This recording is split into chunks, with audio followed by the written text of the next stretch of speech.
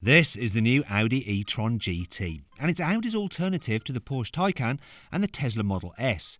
It's also their first purpose-built electric car that isn't an SUV. And it's also the first time Audi has made an electric RS car. But more on that later. Anyway, here's 10 things you need to know about the Audi e-tron GT. Buying a new car? Then head to Carwow, and my team will help you find your next car at a fair price. Carwow, your one-stop car buying comparison site. If you're a bit of an Audi fanboy, you might think the e-tron GT looks a bit familiar. That's because it's almost identical to the e-tron GT concept from a few years ago. They're like identical twins that were separated at birth. But I reckon this is a good thing, because the new e-tron GT looks absolutely awesome. It's not quite as curvy as a Porsche Taycan, but it looks much sportier than a Tesla Model S. Okay, so it's not perfect. I'm not sure about the big fake grille at the front, but it looks like a proper four-door coupe from the side. And those brake lights are lovely.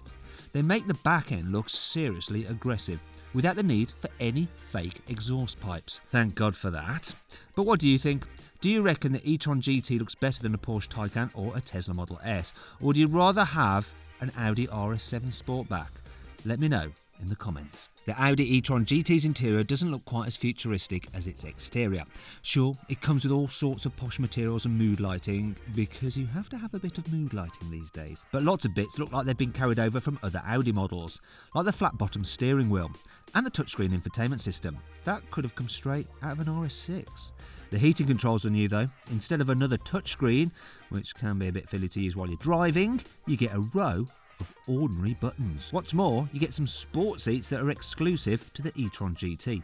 They come with 8-way electric adjustment as standard, but of course you can pay extra for 18-way adjustment if you fancy a bit more adjustment. And there's also a leather-free package.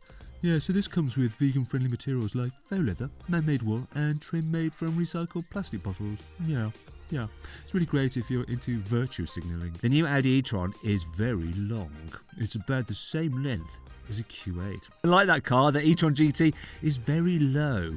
It's even lower than the Audi RS7 Sportback, and that's one of the slinkest four-door coupes on sale. The e-tron GT also has a completely flat floor to make it even more aerodynamic, and even the alloy wheels have been designed to cut through the air with as little drag as possible. There are also flaps in the front grille that close when the battery and brakes don't meet cooling, and this helps smooth the airflow over the car. All this means that the e-tron GT has a drag coefficient of just 0.24 CD, which is a fancy way of saying it's really slippery and aerodynamic, although it's not quite as aerodynamic as the new Tesla Model S Plaid. But being low isn't just good for aerodynamics, it means the e-tron GT's centre of gravity is very close to the ground. In fact, its centre of gravity is even lower than an R8 supercar's, mainly because all of its heavy batteries are mounted underneath the floor, and this stops it leaning too much in fast bends. The e-tron GT comes with adaptive dampers as standard and a limited slip rear differential, and you can also get four-wheel steering. This steers the back wheels in the opposite direction to the front wheels at slow speed to help you make tight turns.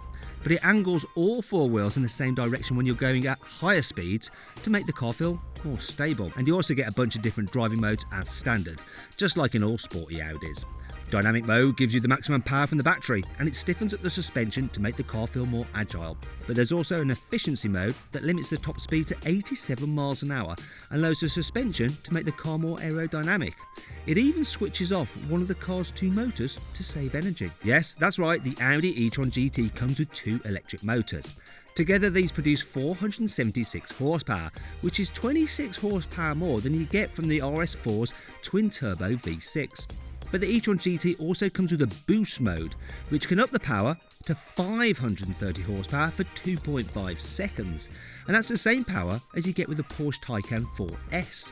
The e-tron GT also has four-wheel drive like the Taycan, because one motor drives the front wheels and the other drives the back wheels. And also like the Taycan, the motor at the back comes with a 2-speed gearbox.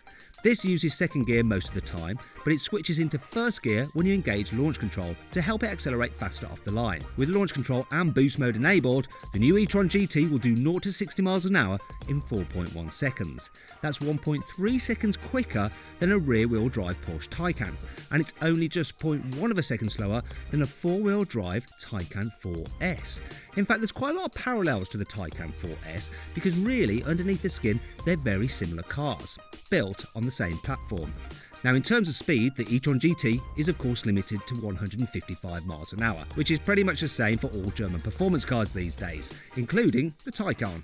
Now if you want to see just how quick that Porsche Taycan really is, click on the pop-out banner in the top right hand corner of the screen or follow the link below the video to watch me race a Taycan Turbo S against a Tesla Model S Performance. Audi has also revealed the first ever electric RS model, called the RS e-tron GT. This RS version comes with more power and plenty of mechanical upgrades over the standard e-tron GT. For starters, you get an active rear differential and adaptive air suspension as standard. You can get these on the normal car, but they do cost extra. Also, you get a more powerful electric motor at the back. So instead of the 476 horsepower like you get in the standard e-tron GT, the RS produces a total of 598 horsepower. And with boost mode engaged, this goes up to 646 horsepower. That's 46 horsepower more than you get from an Audi RS6 or RS7. They both make 600 horsepower. And the RS e-tron GT has more torque than these cars as well. Its two electric motors make 830 Newton meters of torque, which is 30 Newton meters more than you get from the twin-turbo V8 in the RS6 and RS7. So it's obviously going to be pretty fast then. Well, Audi says it'll do 0 to 60 miles an hour in 3.3 seconds, which is 0.3 of a second quicker than an RS6 or RS7. But I've actually driven a prototype that did 0 to 60 miles an hour even quicker than that. And to see how fast it really managed to do the sprint in, click on the pop-out banner in the top right-hand corner of the screen to watch my drive of a prototype RS e-tron GT. Porsche will sell you 3 different batteries in the Taycan, which makes things a bit confusing. But Audi's gone simple stupid. It's a one-size-fits-all strategy for the e-tron GT, so you can only get it with a 93 kilowatt-hour battery, which is the same size as the Taycan Turbo S's battery, and that's the same whether you go for the standard car or the faster RS model. Audi says it'll give you about 300 miles of range, but that's only a predicted figure because Audi hasn't actually put the car through the latest WLTP range test yet. So there is a chance the real world range will be quite a bit less than that. The Audi e-tron GT is compatible with 11 kilowatt AC chargers as standard, so you can fully charge it overnight using a wall box at your home. If that's not fast enough for you, which it probably won't be, Audi will soon offer an upgraded 22 kilowatt onboard charger. So this will charge the car a bit quicker, so you should be able to plug it in when you start work and it'll be ready to go before you clock off at 5 PM. You can also charge the e-tron GT using 270 kilowatt DC public chargers, which will be much quicker. These can pump enough electricity into the battery in 5 minutes to give you around 60 miles of extra range. And if you need more juice, you can recharge it from 5% to 80% full in about 23 minutes. The Audi e-tron GT is a low-slung coupe, but it's still fairly practical. You get 405 litres of boot space at the back, and there's another 85 litres of space under the bonnet, where an engine would normally go. That means you get a combined 490 litres of luggage space in total, which is about 45 litres less than you get in the boot of an Audi RS7 Sportback, and about the same as you get in a Porsche Taycan 4S, unsurprisingly. Wonder why that is? Oh, it's because they're the same car. In the back of the e-tron GT, there should be plenty of space for tall passengers, because Audi's fitted the car with things called foot garages. These are actually holes in the battery underneath the floor that give passengers more space to stretch out. It's very clever. In Germany, the new Audi e-tron GT will cost from around €99,800. That works out to about £87,000, which is about £3,000 more than a Porsche Taycan 4S costs. If you fancy the quicker RS e-tron GT, that'll set you back around €138,000, which is about £120,000.